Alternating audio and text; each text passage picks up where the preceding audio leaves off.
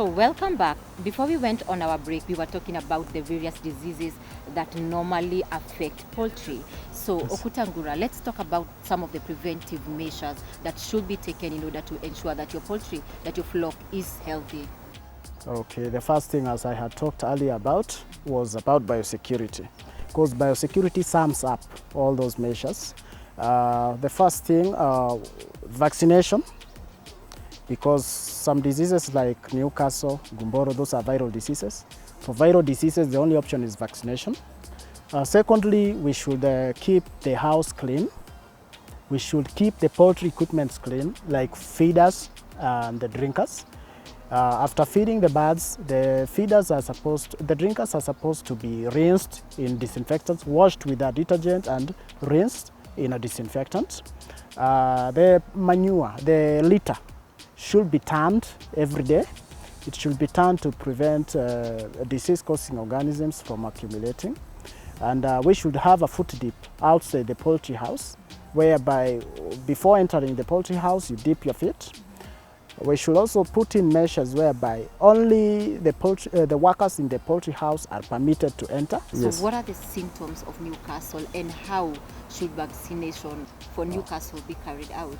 Newcastle is basically a viral disease that causes high economic losses, 100% mortality. So the main signs, because it's a systemic disease, it affects different systems, respiratory system, digestive systems, and the nervous system. So it will depend on which system it attacks. If it attacks the nervous system, what you notice is the twisting of the neck. We call it stargazing. The bird, it's like the neck is facing, it's like upside down. The other thing we will notice, if it affects the respiratory system, then there will be difficult breathing and sneezing and coughing. If it affects the digestive system, what we'll notice is a greenish diarrhea, dark green diarrhea. So, but the most notable thing is the high mortality. So what you mean is that farmers really need to be very observant, like carry out daily routine whereby you go scouting and just looking at your birds to probably see if you can see some of these symptoms. Yes, actually that's what the farmer is supposed to do. And anytime the farmer notices any abnormal behavior in birds, the birds looking sickly, he should notify the vet immediately. What are the other routine practices that farmers still should engage in? Other routine practices, we have the picking of your birds. The picking basically prevents cannibalism, feather pecking, egg eating, and feed wastage. We have another routine practices. The other routine practices are what we have talked about: the vaccination, yes, to prevent several diseases that affect the birds. So when we look at and we also have culling. Culling is basically eliminating the unproductive birds, and it should be done once the birds start laying. After a year, you remove the birds which are not laying. And at what stage should debeaking be done, and at what intervals should vaccination be given? We should do it as from 12 weeks, that is 3 months. For vaccination, we have different vaccines, and there is a vaccination program that is strictly followed by the farmer. It's done at intervals of a week, like when if it's a bird, the bird is young. Yes. We first of all do the first vaccination at the first week. We repeat it at the second week, the third week, fourth week, fifth week. And then when it starts laying, there is other vaccination that we can do, such as Newcastle, after every 3 months. Is debeaking limited just to layers, or all other breeds should be debeaked? Mostly layers, because layers stay for a long time in the farm. So the problems are visible when the birds have stayed for long in the poultry farm. So Okuta, there are so many challenges that are being faced by poultry farmers, and one of them being the high cost of feed. Let's talk about feed. Is there a better way or an easier way that farmers can be able to obtain quality feed at low cost? Yeah, there's a better way. And mostly if the feed companies are regulated and the quality is looked into by the government, especially Kenya Bureau of Standards, because we find so many poultry feed companies or feed manufacturing companies, but some don't look into quality. Yeah, so the farmer suffers, the productivity goes down, yes, and there's no profit. You mentioned about farmers having an alternative of formulating their own feeds, but Yes. some farmers have actually lost birds because there is a whole chemistry, when it comes to mixing the ratio and all that. So Yes. how should they carry out that particular formulating feed so that they don't end up having a mortality rate? The first thing for the farmers is to involve a professional. The animal nutritionist should be consulted so that he comes up with a formula for making the poultry feed. That's the first thing.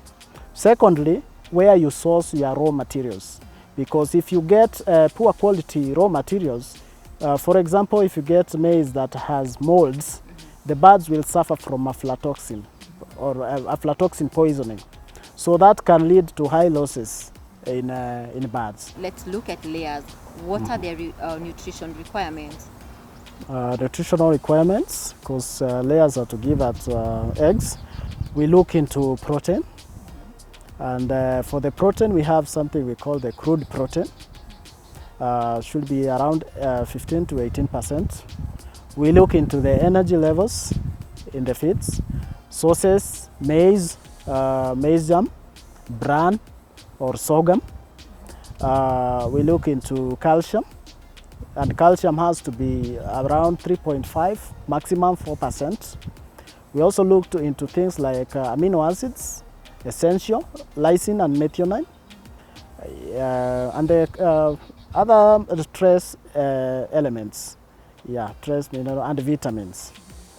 What are the main challenges you can point out and say that poultry farmers are facing, especially here in the country? Influx of eggs from neighboring countries, importation of eggs from neighboring countries.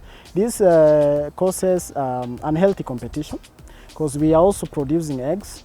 So if you get cheaper eggs from a neighboring country, so it lowers the cost of eggs for our farmers. So some farmers are forced to withdraw from poultry farming. So it no longer works for them. Secondly, we have middlemen. Middlemen will just buy eggs cheaply from farmers and sell them at exorbitant prices. So the farmers suffer.